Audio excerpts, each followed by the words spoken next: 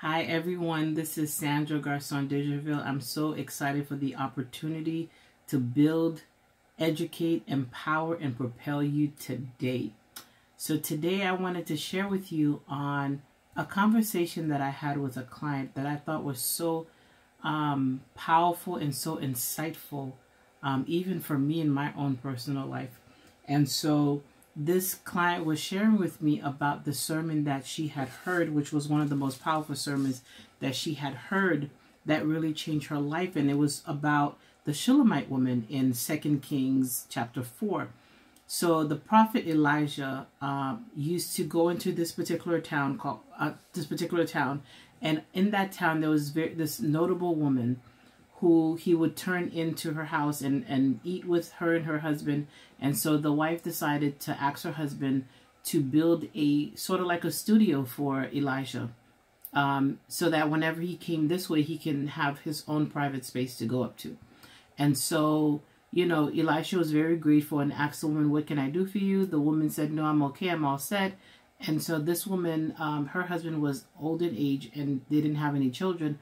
And so he prophesied a child to her. And the following year, she had this child. And things were going very well.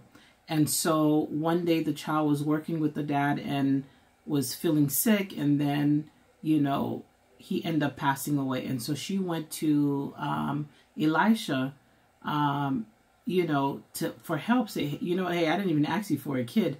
Though that was a desire of my heart, you prayed and blessed me with a kid. Now this kid is dead. And so the interesting part here is in chapter 4. So it's 2 Kings chapter 4. So starting in verse 32, the whole chapter is a story, but in verse 32 it was saying, when Elisha came into the house, there was the child lying dead on the bed.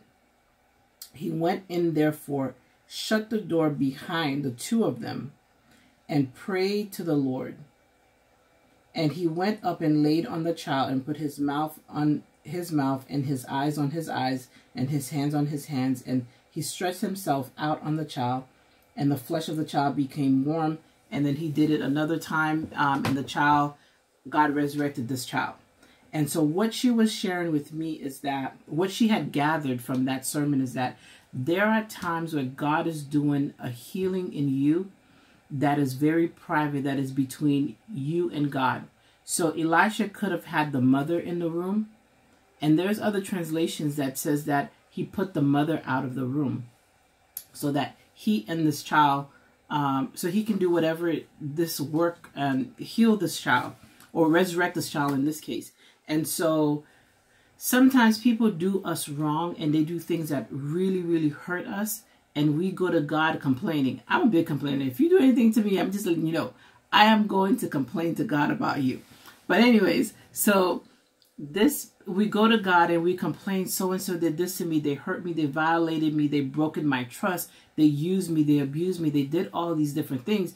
And we want God to stand up and judge these people. And, you know, I want justice, God. They hurt me. You need to get them back. And so we want God to go and remedy these situations and cause these people the hurt that happened to us.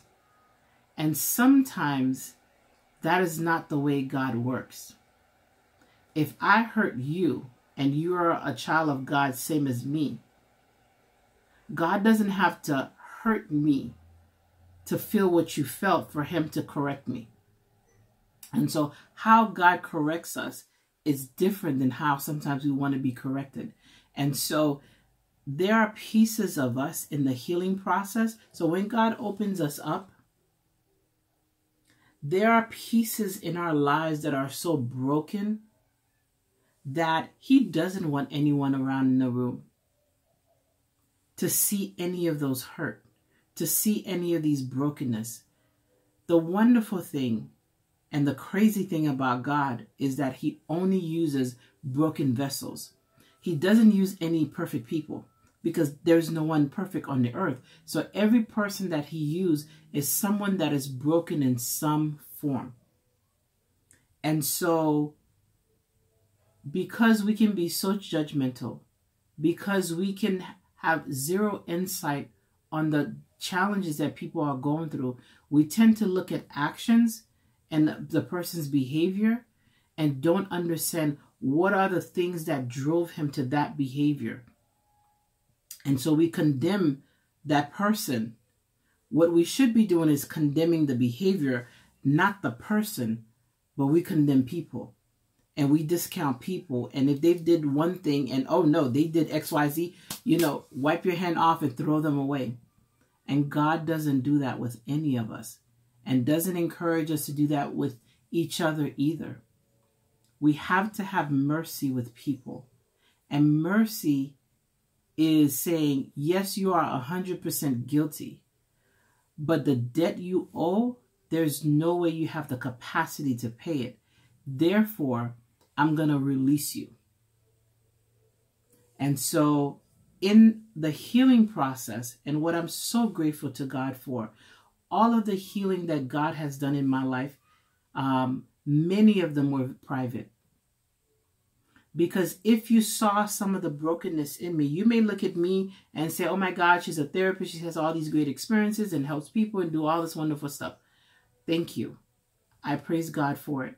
However, there have been some broken, some ugly places in my personal life that God has healed. And if God had healed me in the open, no matter how wonderful I am, you will never see that.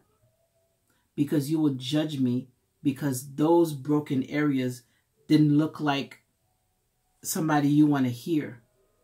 And so when God reconciles us or restore us, sometimes people don't want to admit that you can be restored.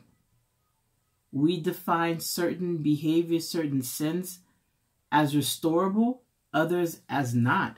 And so that is not the heart of God. Every problem, every issue, every sin can be restored. God can restore us. And so, you know, I just thought it was so insightful. I love therapy because I not only get the privilege to help people process their pain and come up with better solutions to live their life and untangle from the mess and the craziness that we tend to get ourselves into, but I get blessed. I get healed. And so it was so powerful that my clients share that experience with me. And I wanted to share that with you. And I encourage you to trust God. He loves you. And he is so desiring to heal the broken places of your life. And he is such a gentleman and such an awesome father that a lot of our healing is not in public, but is in private, so that everybody don't see you're ugly. So that they learn how to love you for who he's developing in you, not where you came from. All right, hopefully this bless you. God bless you.